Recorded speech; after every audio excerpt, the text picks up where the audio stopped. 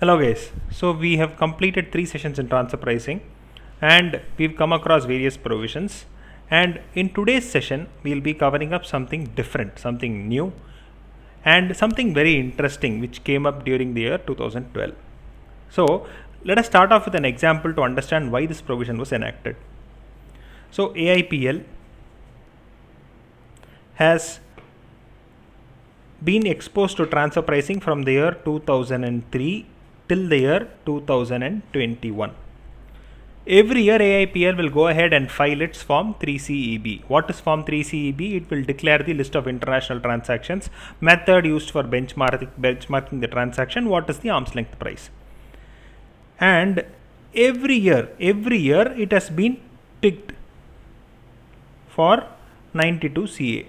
So what has happened for 92 CA, it has been picked, referred to transfer pricing officer. Transfer pricing officer will recompute the arm's length price and he will come back telling, no, you have used cup method, you should use profit split method. He will tell, no, you have used resale price method, but you should be using cost plus method. So he redetermines the arm's length price and he keeps giving additions to income. Okay. Every year this happens, and every year what does AIPL do? AIPL goes and files an appeal with the DRP. It makes an application with dispute resolution panel.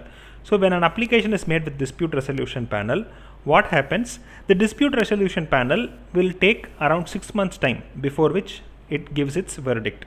Now the problem that we are going to face, the department is going to face, is that they cannot issue the final order, because what is the procedure? The procedure is that they have to first issue a draft order. The department assessing officer will issue a draft order. You can go to the DRP and you will have to file an appeal. Now if you file an appeal with the DRP, they cannot issue the final order. The department cannot issue the final order. So what happens? The collection becomes an issue for the department.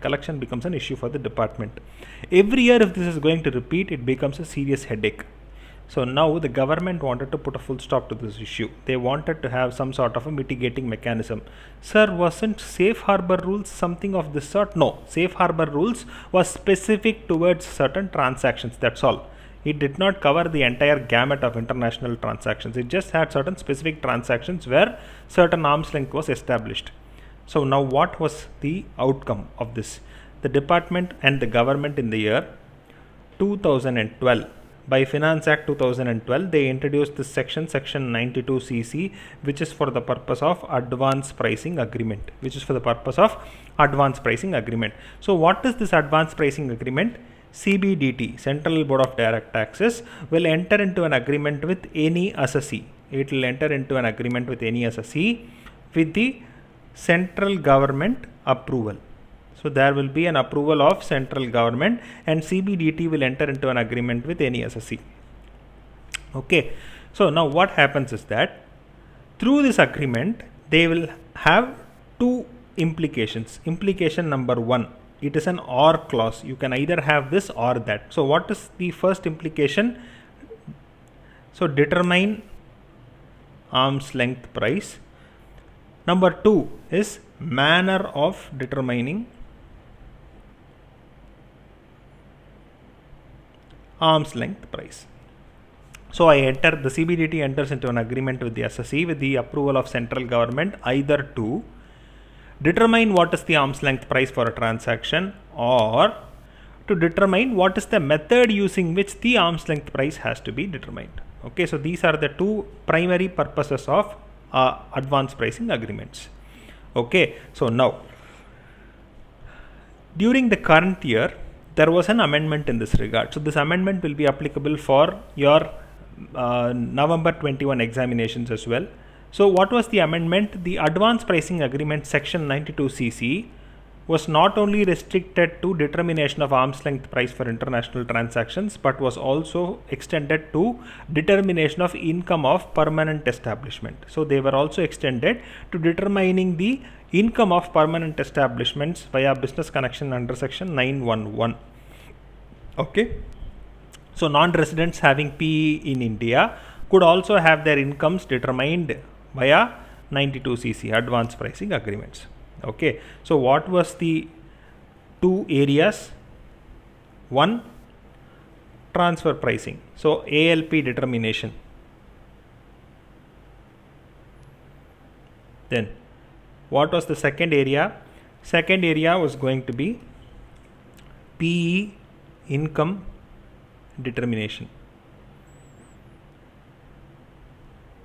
Okay, so these are the two areas to be covered by your advanced pricing agreements or APA. Now the next question that will be is, sir, what method will they follow, sir? Because you told that either you will have to determine the arm's length price in the agreement, or you will have to determine the manner in which arm's length price has to be determined. So when you use the term manner, it means what? I have to choose the method of determining arm's length price. So what are the methods that we already know? We know cup method, we know resale price method, we know cost plus method, we know profit split method, we know transactional net margin method. So the agreement can specify any one of these methods. So they can specify any one of these methods, or they can go for a new method or a sixth method. Okay, so the advanced pricing agreement will pick and choose one of these 5 methods, or it will choose a new method, or the third thing that they can possibly do is pick one of these methods with modifications. So an advanced pricing agreement, what will happen? They will either determine what is going to be the price to be charged, or they will determine what manner in which the price has to be determined. And when they use the term manner, they can either choose one of the 5 methods, or they can come up with a new 6th method, or they can take one of the 5 methods and slightly modify it. Sir, can you give us an example? Okay, now what has happened? AIPL has taken purchase of RM from ASPL, and they have sold, let us say they have resold at India. So what has happened? They have purchased from Singapore and they have resold in India. So what method will we apply? This is a case of resale, or this is a case of sale back. So what will we do? We will consider resale price method. Okay, so based on our regular understanding, we will take resale price method. So what will we do with respect to resale price method? We start off with the ultimate selling price. And then we will reduce the actual gross margin. Now in the agreement, instead of gross margin, we are talking about net margin.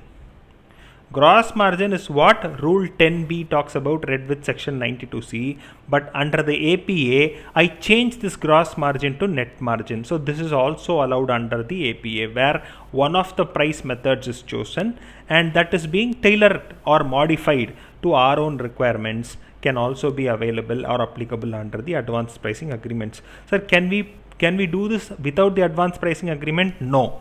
You cannot make it net margin for regular transactions. Only under the advanced pricing agreement you are eligible to take such an approach. Is it clear?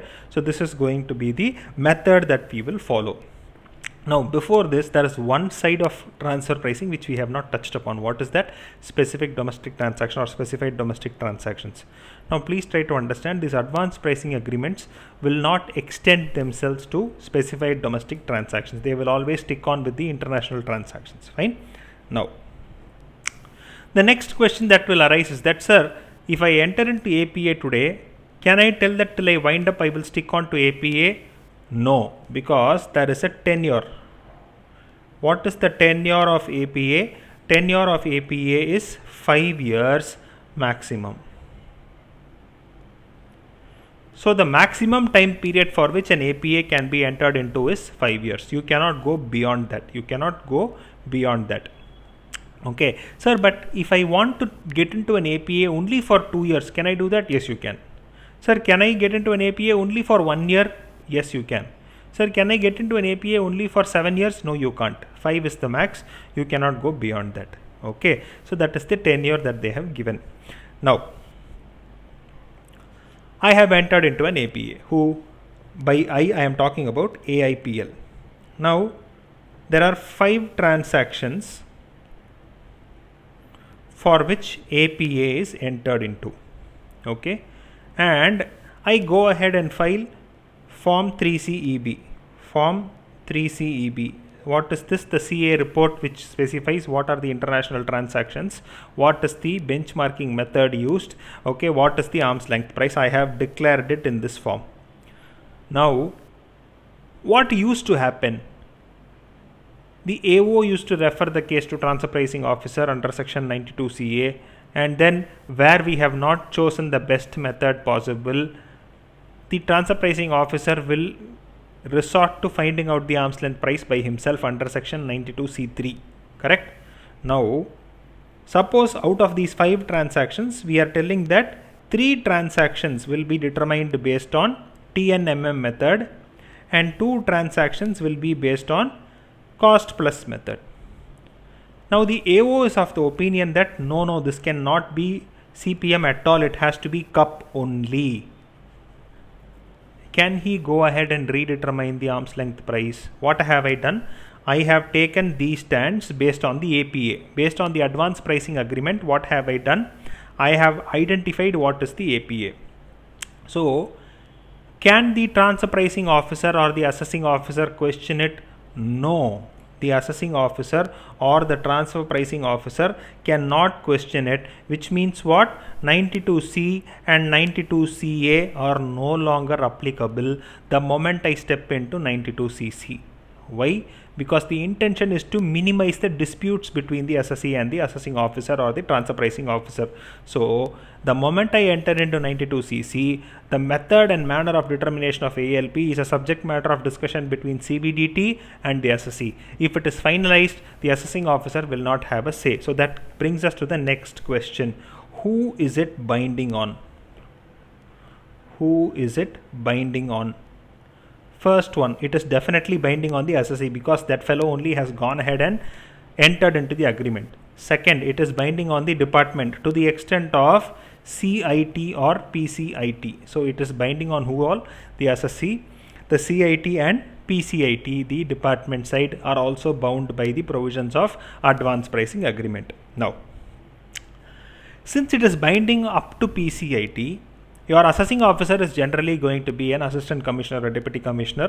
Likewise, the transfer pricing officer will also generally be an assistant or deputy commissioner.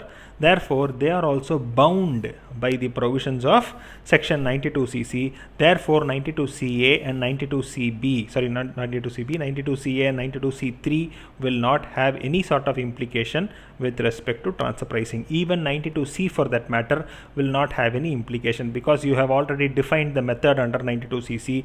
So 92C itself will not have any applicability. Now, I have entered into APA during 2019-20, okay, and I have entered into APA for 5 years. So 2019-20, 2020-21, 2021-22, 2022-23, and then 2023-24. So 5 years I have entered into APA. During the year 21-22, up to this period, that is between 1920 and 2021, everything was fine. I have applied APA, 92C is not triggered, 92CA is not triggered, everything seems to be happy. In 2021-22, out of the 5 transactions, 3 transactions, nature has changed. Nature has changed. For example, I am importing goods. Okay, I am importing goods, and freight is borne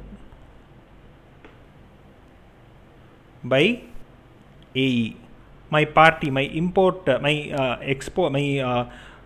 supplier is bearing, that is my parent company is bearing, that is ASPL is bearing the freight cost. But now from this year what has happened, the freight cost will be borne by AIPL. Okay, on top of that there is a specialized packing which will be considered, which is to be borne by AIPL, and there are certain additional restrictions in Singapore because of which the type of goods are going to change. There is a legal restriction in Singapore because of which the type of goods are going to change. Now under the APA, I have entered into the agreement for the purchase of a specific type of goods, and the freight will be borne by me, and the freight will be borne by Singapore, and there are no special packing costs that are incurred. So this is how I have entered into APA. But the actual transaction that is happening, during these 3 years is different. So what has happened? There is a change in fact. Okay. Next, what has happened is that during these 3 years, the first issue that you face is that there is a change in fact. Now, in the year 22-23, in this year, Nirmala Sitharaman madam makes one more amendment. She says that no APA shall be valid for a period of 2 years retrospectively from the year 1920. So what is she telling? No APA shall be valid for a period of 2 years retrospectively from the year 1920. So if I enter into an APA in 1920, it will be applicable for 1920 and 2021. So now what has happened? There is a change in law.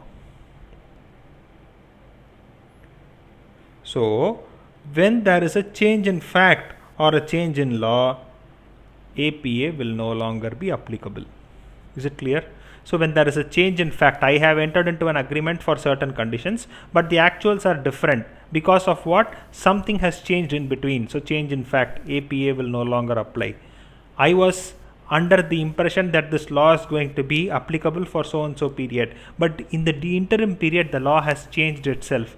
APA will still not be applicable. Is it clear? So there is a change in law or there is a change in fact, then APA will not be applicable. Now, AIPL is telling that per year only 10 crores worth of goods imported from ASPL. Okay. But when the actual transactions are verified, and then based on this they have been given the APA. So the APA has entered into telling that only 10 crores will be imported from ASPL, and the valuation will be based on cost plus method. APA is signed between CBDT and AIPL. Now what has happened? AIPL has imported 25 crores. Okay. AIPL has imported 25 crores, and the past data also shows that they have imported 25 crores.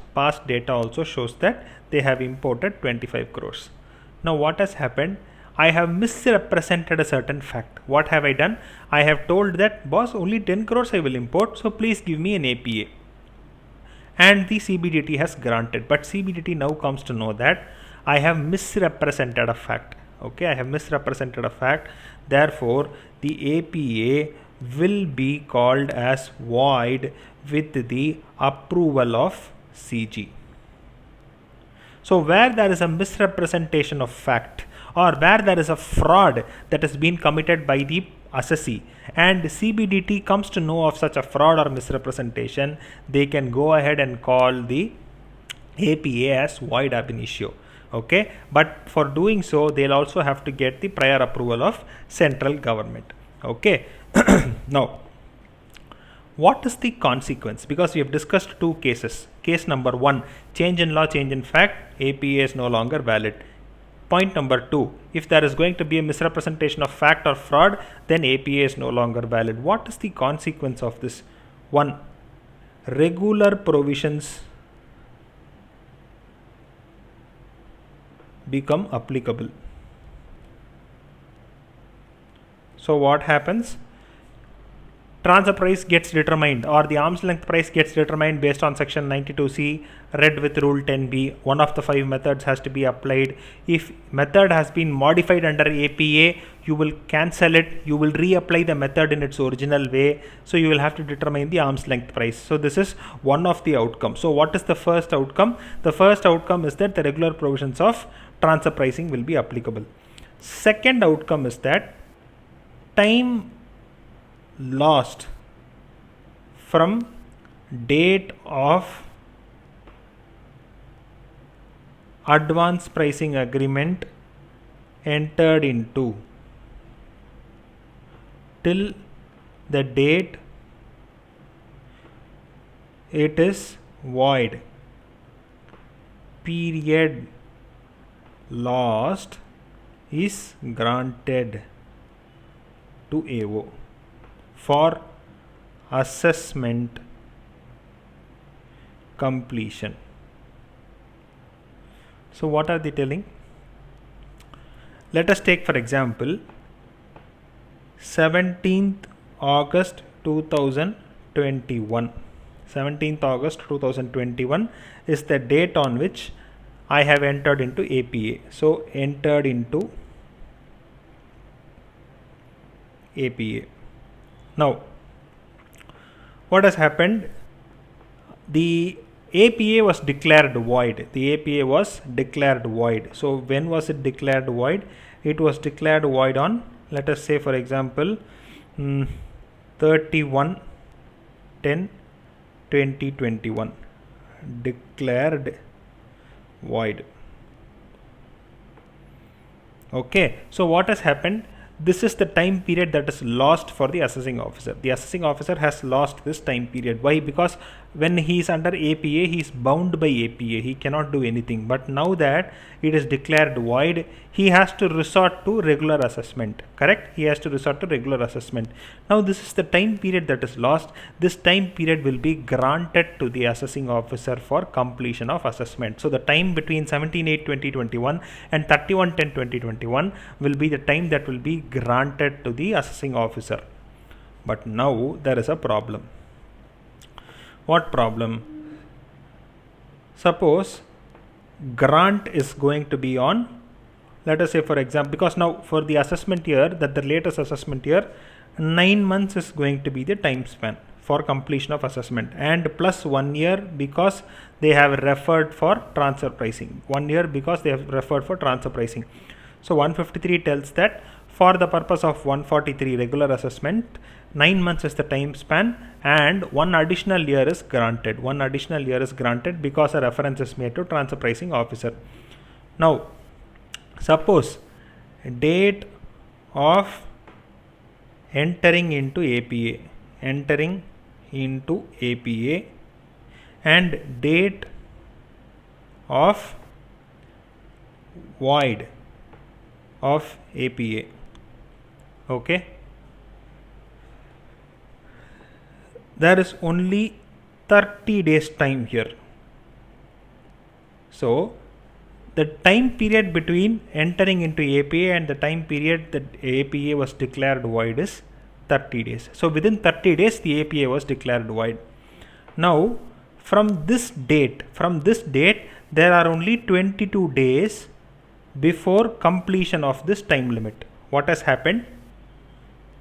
52 days before the completion of assessment, I entered into APA. Okay, and then 30 days from the date of entering into APA, I was told that it is void. So now what is the time period left over for the assessing officer? 22 days. Now what will happen generally?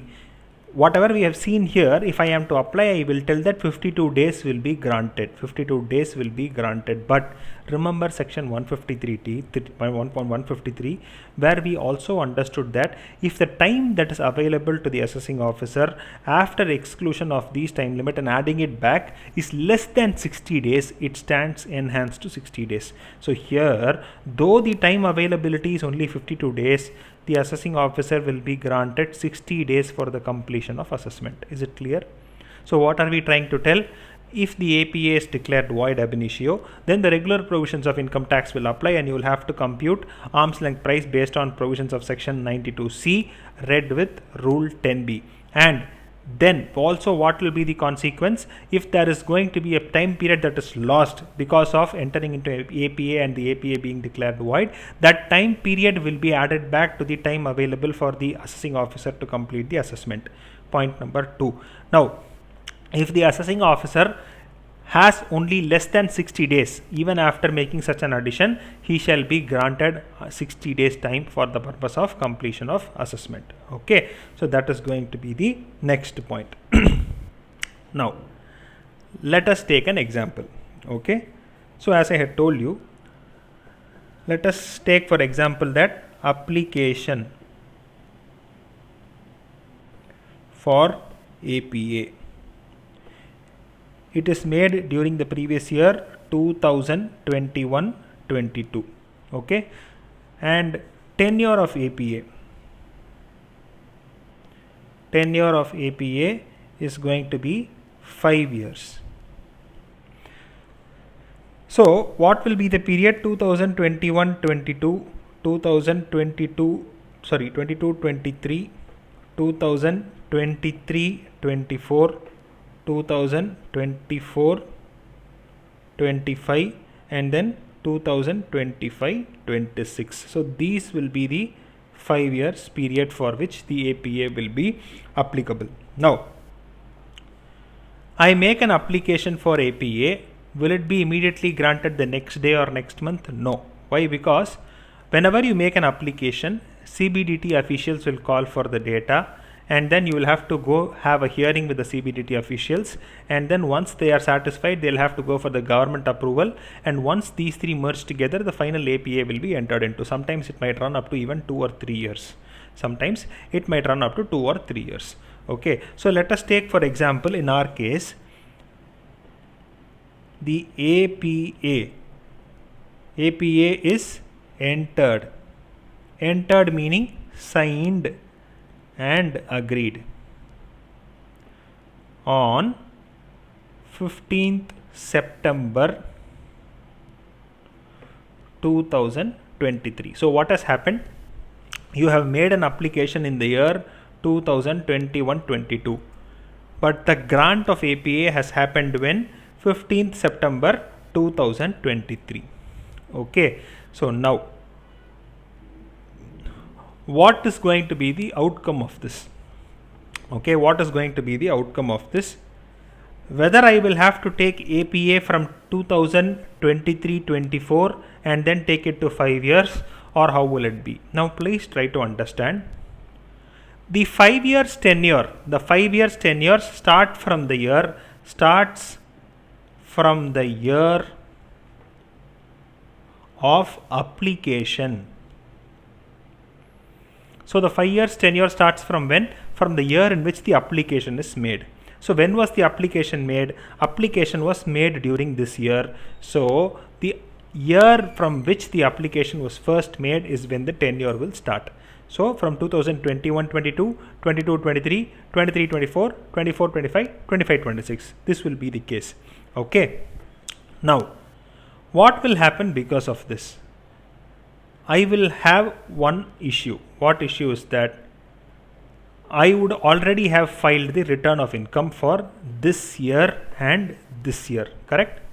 For 2021-22 and 22-23, I might have already filed the return of income.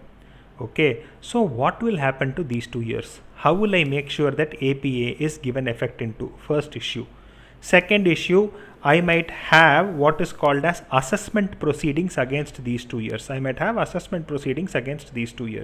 So what will happen to these assessment proceedings?